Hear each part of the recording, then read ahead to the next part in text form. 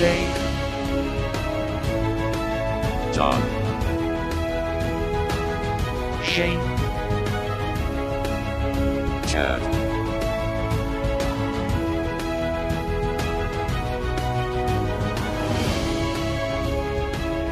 these Sci-Fi Guys. And we are the Sci-Fi Guys. I'm Dave, and everybody introduce yourselves. I'm Shane.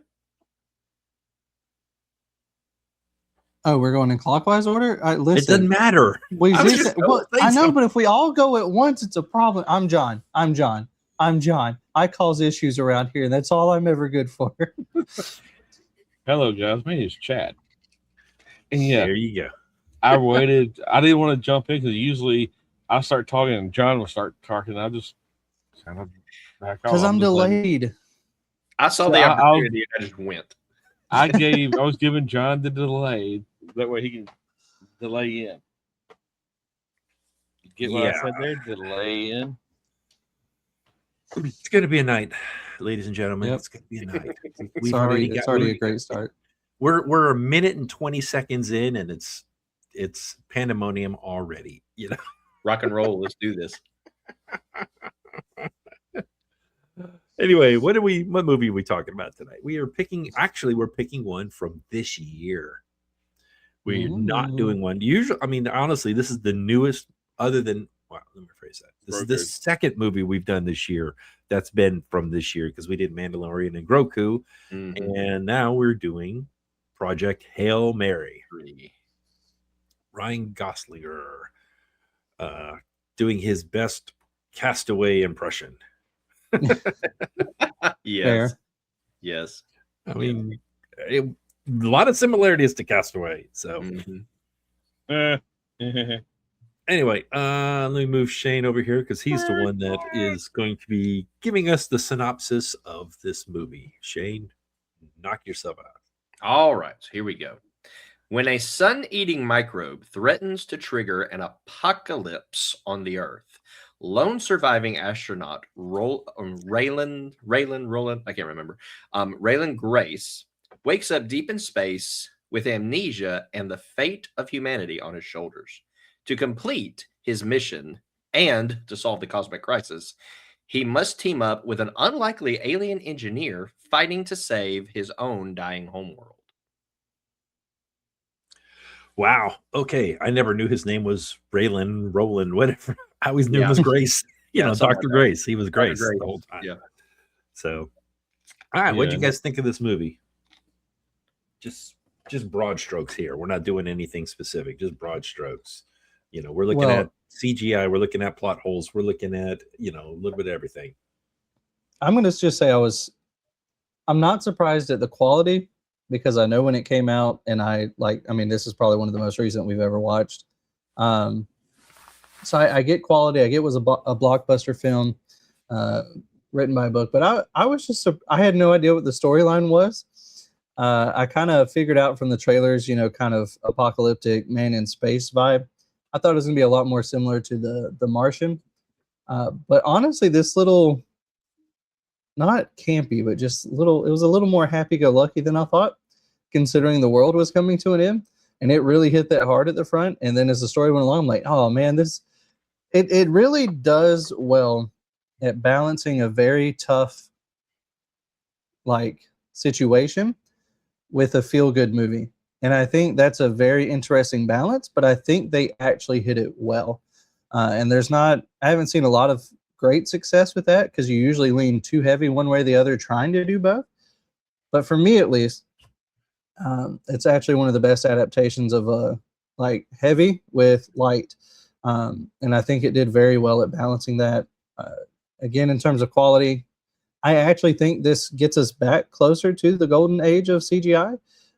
At no point did I feel like, oh, that's definitely CGI. I mean, don't get me wrong, we know Rocky is okay, clear, but in terms of the story, no, I always felt involved, like we were there in space, and maybe space helps with that, because you can literally, the space between objects is harder to tell.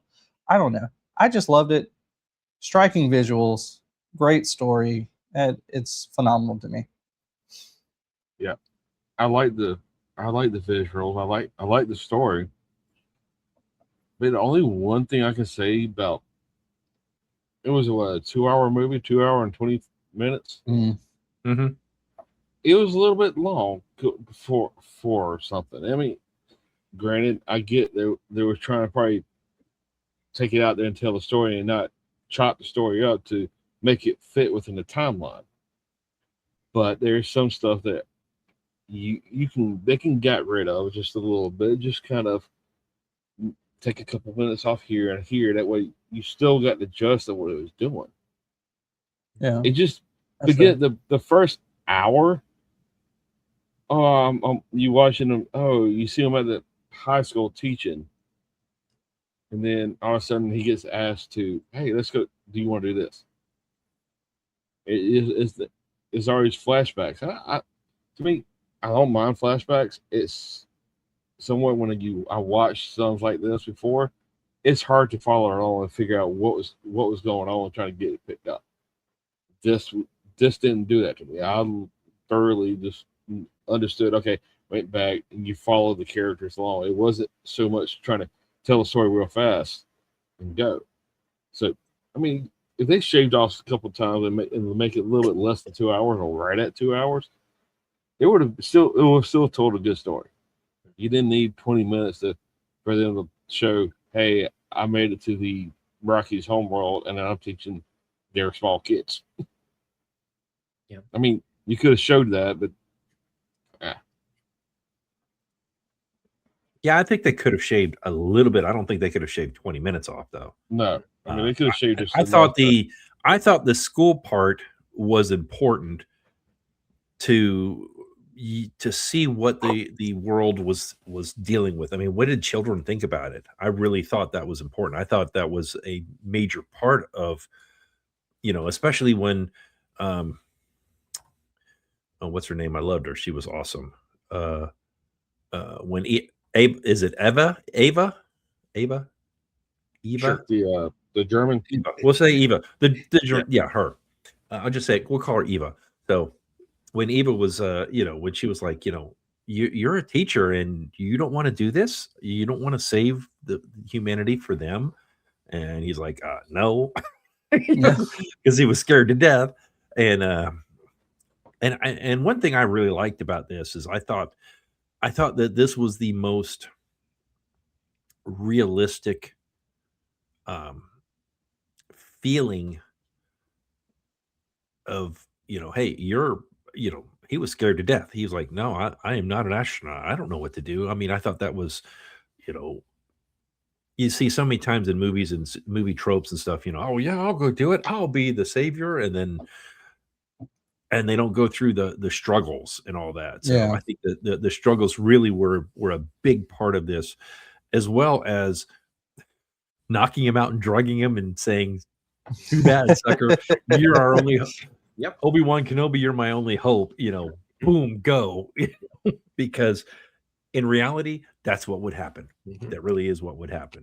They wouldn't just say, I'm sorry for your feelings. It would be, you're going. Yes. They wouldn't even give you a chance to answer. They'd be like, all right, I'm here to talk to you about this, and done. Where'd So they Dave- find his clothes, though? That's the only thing. So Dave just stole all of my points. So I'm just going You to got add the on music. what he said. One thing I will say, which shocking, I'm not going to spend a lot of time on the music because the music was Oh, great. wow. One of the things that I thought was really, really cool was that the composer, Daniel Pemberton, he wrote music for things like Spider-Man, Spider-Man Into the Spider-Verse, things like that. One of the things he did that I thought was very interesting was that he created in space. You know how oftentimes in movies, when they're depicting space, it's very cold, it's very distant, it's very otherworldly. He really did it in a way to where it was very warm and also very full of hope. He wanted to really give a feel of hope through this movie, and he did it in a lot of different ways, and I could go into that. But to me, the most striking thing about this movie, like Dave said, was the story. The story in this was absolutely amazing. And the cool thing was the character was just like one of us. Mm-hmm. I mean, if somebody came to us and said, "Hey, you're going to go in space for blah blah blah years, and you're going to do that," we'd be like, "Heck no, we're not doing that." That's a normal reaction. But I really think the storytelling throughout this entire movie was real. It was captivating. Just to me, I did not think there were any real slow points. Nothing major anyway. I mean, it held your attention. I thought one of the things I loved was it was pretty much a fairly clean movie. I felt like it was a fairly clean movie. But just very, very, very refreshing to watch this movie. Very original. I felt like it didn't feel like a remake of anything else. It felt like something authentic and something real. And I think that was the draw to me for this movie. It was authentic, it was clean, and it was just a realistic story. I felt like. Very true. Yeah. Had any one of you guys seen this before we're talking about this? See, I saw it earlier in the year. I was doing a field trip for one of the schools, and we were taking the ROTC kids to there, and that was their field trip, was to watch the movie. And they were like, "Hey, we got some extra tickets you guys want to watch?" And we're like, "Absolutely." So I saw it in the big theater, and then I saw it on my TV, and it really was just a great movie. It really is, like all the things that everyone has said, fun, clean. Hollywood got it right for a change. There was no, hidden agendas anywhere. A lot of times you'll see that they'll sneak stuff into the movies in a hidden place or something, but there was none of that. I just thought it was heartwarming, especially just the relationship that the two of them, that Rocky and Grace, built towards each other. Thought it was really good. Oh yeah, and I kept waiting for the moment they're about to hit us at the end with like, "Hi, psych, they all died," and then they didn't, and that was even better for me. Yeah. So I really thought they were about to just pull the rug out at the very end, and I was going to be very upset, but no, even then, still good. Still good. Still good. So let's go ahead and rate it.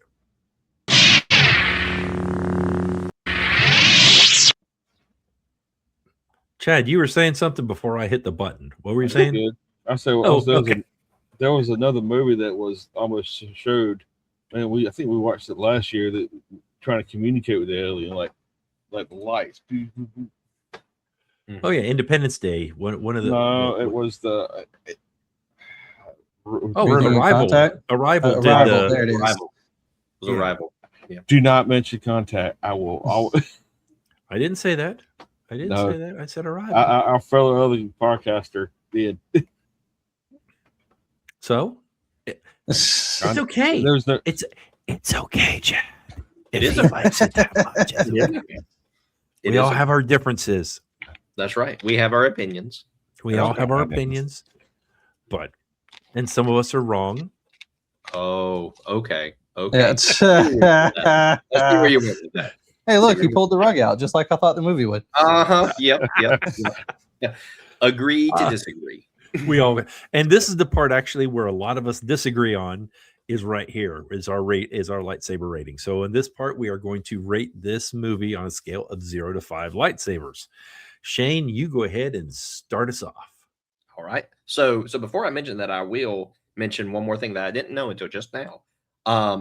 This movie is actually based on a book, best-selling book from 2021, called the title Project Hail Mary, but it was by Andy Weir. I did not know that till just now. I just looked it up. Anyway, moving on. I'm gonna make this short and sweet. If I could rate this movie a 10, I'd rate it a 10. But since I can't, I'm gonna rate it a 5. Storytelling, special effects, family friendly, captivating, music. It's a 5. Period. John, how about you? The only thing I'm going to add is it's a 5 for me as well. Hands down, this for sure makes my top 5 of all of the movies we've watched. and it honestly might be my favorite that we've watched so far. And that's crazy because it beats some all-time classics for me. But genuinely, it just hits so many good little things without being too much in any direction. And I highly appreciate it. It's a great story. Might be a bit of a stretch to say it's my number one, but it's at least tied, if not up there. So yeah, I loved it. It's a 5 for me. I second that notion. Chad, how about you? It was kind of hard for me a little bit, but I kind of agree. It was a great movie. I will watch it again. Very clean movie. So I'll probably watch it again and really try to watch through it and see if I can get my son to watch it after that. But just because the few little things, they could have trimmed some stuff off with it. I want to do a 4.5. Fair.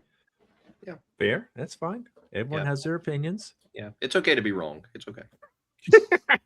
we're on that. We are definitely on that. Gosh. In that mood today, or aren't we? You guys know me. I'm usually the lowest one, but not today. I looked back at our stuff for this year.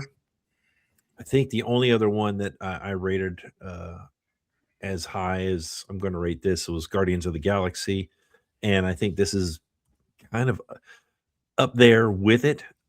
It was so enjoyable. I mean, I've seen it twice now, and I would go and watch it again.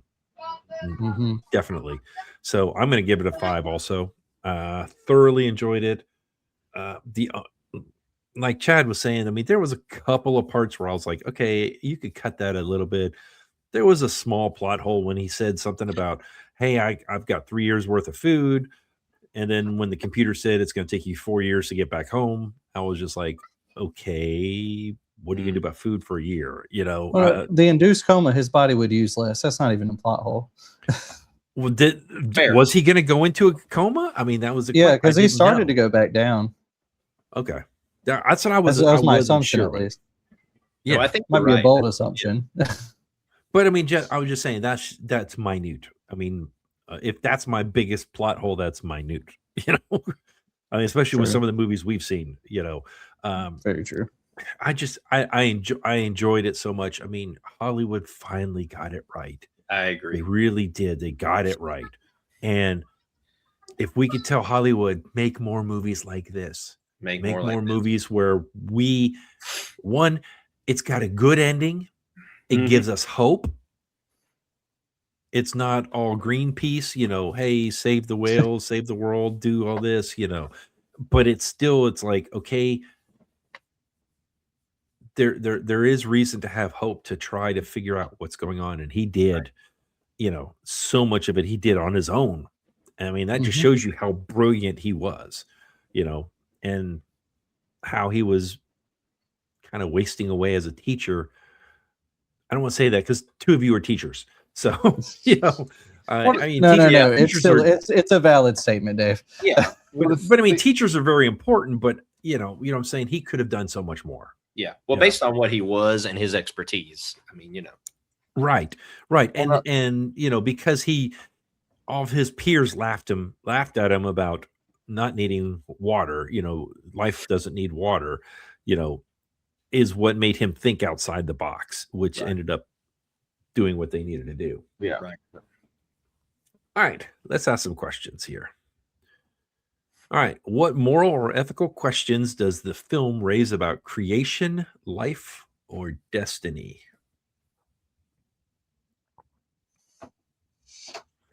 Well, I think Grace was destined to get on that ship from the very beginning of this movie, because if some other scientists would have, they wouldn't have figured out anything. You know, it's true. Yeah. You know, they wouldn't have, to be able to figure out the H2O was in the tube, you know, with what he made. I mean, it just, you know, that, and to be able to have enough faith that you can take your mask off, take the helmet off, you know, like if I take it off, I'm dead, you know, and so is all of the world. But I have faith that I'm going to be able to do this. Yeah. That kind of goes in more into the next question, but Yeah. See, the thing is that that very scene where Rocky was trying to tell Gosling or Grace to take his helmet off. It was just a moment of those scenes when he's kept going back and forth to talk, to learn, to do this was probably one of the better scenes I love about this movie. It shows friendship. It shows the building of friendship. Because remember when he was going back to Earth and laying back down, all something's happening. He had either can go to Earth and be there, or B, send the probes back to Earth and go save Rocky. Yeah. Mm-hmm. The moral of him is like, I'm gonna go save my friend that I just made. I'll figure out how to get back, or I can care less about going back.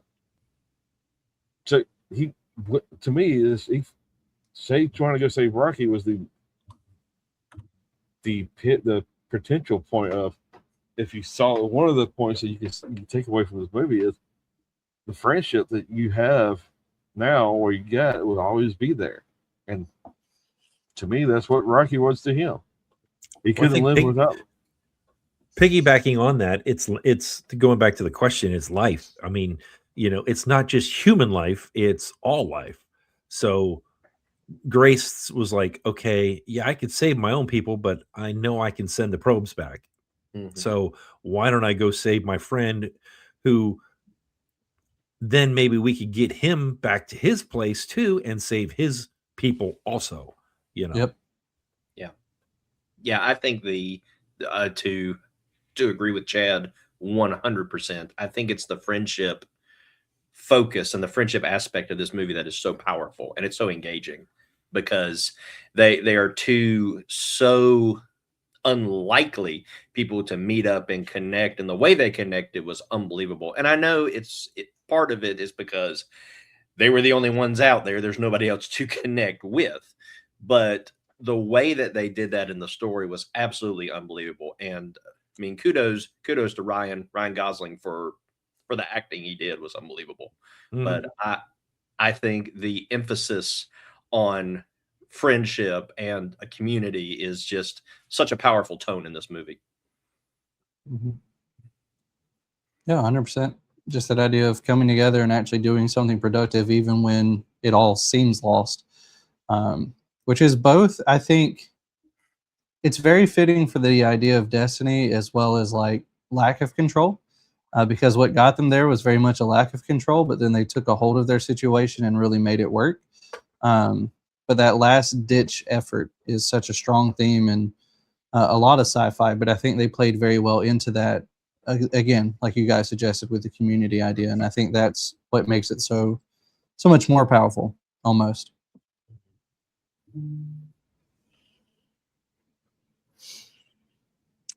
Let's go with the next question. Sorry, I'm short. I pushed a button on my seat. Yeah, and you it's shrunk. I was like, what happened? dropped, and I don't know how to put it back up. I'll go off screen here in a second after I ask the question. What Yeah, happened to Dave? All of a sudden, it's like, vroom. All right, let's go back. There we go. How do characters express faith in themselves, in others, or in something beyond? I have faith that this chair is going to go back up here in a second. Well, the thing is that Gosling or Grace has faith in what he was doing. You remember at the beginning of this movie that he lost all faith. Like, okay, I'm just going to be a science teacher and just write out my years of doing this. He felt very ashamed of, nobody. You can have life without water, and his friends and community was laughing at him. But then they used that failure to build him back up and say, hey, you had this out of the box idea of saying that, prove this wrong. You got a chance to prove it wrong or prove it right. If you prove it wrong, hey, you figured it out. So he had faith of doing this, figure out how to do it. Then he had faith with Rocky himself, faith that the remedy that they're working on will work. So yeah, that's a big one. I agree with that. I mean, Yep. they both figured it out, and it wasn't just one person. I mean, they both had faith in each other to figure this out because what was it, Grace, that Rocky built those incubators or whatever, you Mhm. know, they wouldn't have been able to do it without those. And he was able to do it the whole time that Rocky was out, which I thought was really important, you know, but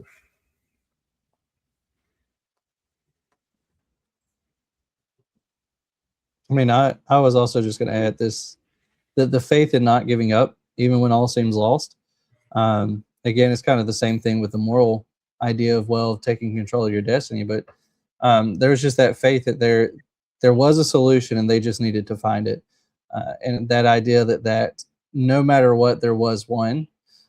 Even from the idea of the folks from Earth, like even that whole team was like, no, there's an answer. We're going to get there. We just have to figure it out. And very rapidly coming together with a plan and getting that plan in action. That idea of not giving up in the faith to move the ship, even if you don't know where it's steering, literally, which I mean, they did. They know they're headed to the start, but they don't know what the solution is.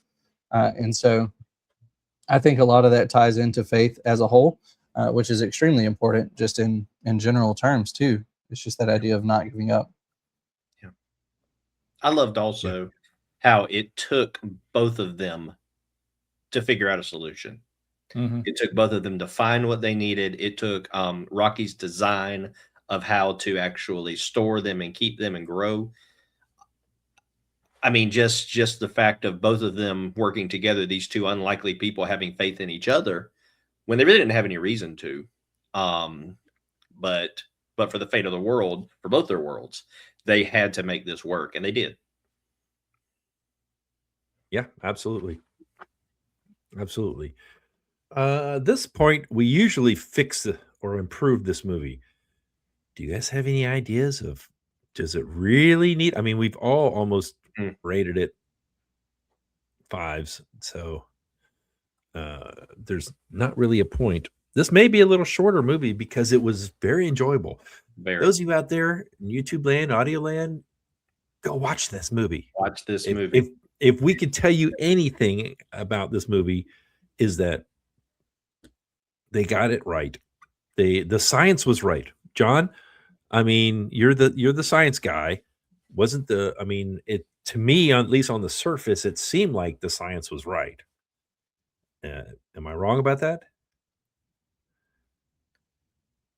No. It was pretty, for the most part, accurate. Outside of stuff we may not know. Sorry, I was reconnecting Mike, because the old Mac was trying to die, and you can't plug in the mic and the charger. Anywho, I digress. The science, for the most part, I mean, accurate enough to have gravity. Yes, you'd have to spin the ship. In terms of the elements, I mean, I don't know how accurate the gas as a metal thing is, but also there's also a lot of the world we haven't explored. And honestly, that might have been very much true. They at least gave an explanation, and I'll take that. So even if it's just within the science of the world they created, I'm fine with that. But overall, even realistically, a lot of it was real. And then the stuff that wasn't real, particularly the aphrophage, and using that as fuel, like obviously that wouldn't be real because that doesn't exist in our world. But what they explained and how they used it, and also the fact that it approached near light speed, very important. Because if it approached light speed, you wouldn't know where you're going. So, because you couldn't see. Yeah. So if you move faster than light, everything else is dark. Exactly. Fair point. Fair point. What coordinates? Yeah, Yep. Okay. Well, let me give you all a sneak peek of what's coming up. You know how we all, case in point, we argued over movies today of one particular movie that I shall not say its name, that one of us absolutely loves, and that other ones may not like as much. So we are going to, because we've got our 150th episode coming up. And what we're going to do is we're going to have our own top 5 movies that we have done. Now, this goes all the way back for the past 4 years. So Shane has probably is going to not be, because he wasn't here with us for the first two. But several of those movies he probably saw already. So his like I said, and we're going to rate our top 5 now, not just 5 movies, because like John said earlier, he might put this movie on there. Well, this movie is not going to be included in there because we're going to do the 1980s, the 1990s, the 2000s, and the 2010s only. The reason is because I went back and I did it all on the spreadsheet. We have approximately 30 videos of each decade of those. Now, we've had some in the 60s and 70s. We've had some in the 2020s, and they just don't have nearly enough. So we're not going to be using those. So that's why we're just going to be doing the 80s, the 90s, the 2000s, the 2010s. I've already started looking at mine, and oh my gosh, I've already gone back and forth so many times. So it's a big deal. It's going to be I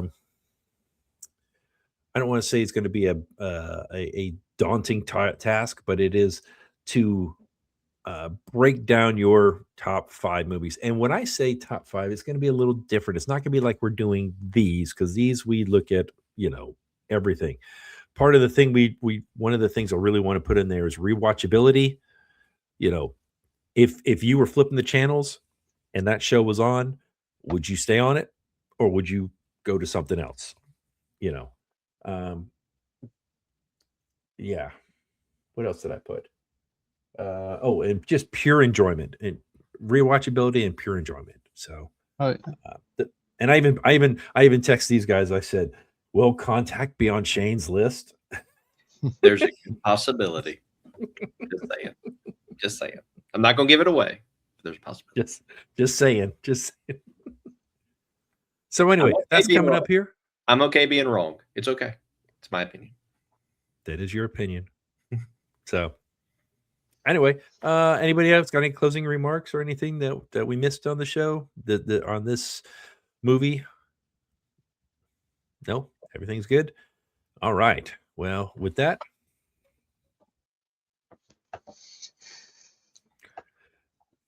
Crash and burn. The Sci-Fi Guys is an independent broadcast and is not affiliated with this movie or TV series. We would love to hear from you. Please contact us by leaving a comment below or by emailing us TheseSciFiGuys@gmail.com. Like, subscribe, or share this podcast with someone else who enjoys science fiction. Subscribe or be vaporized.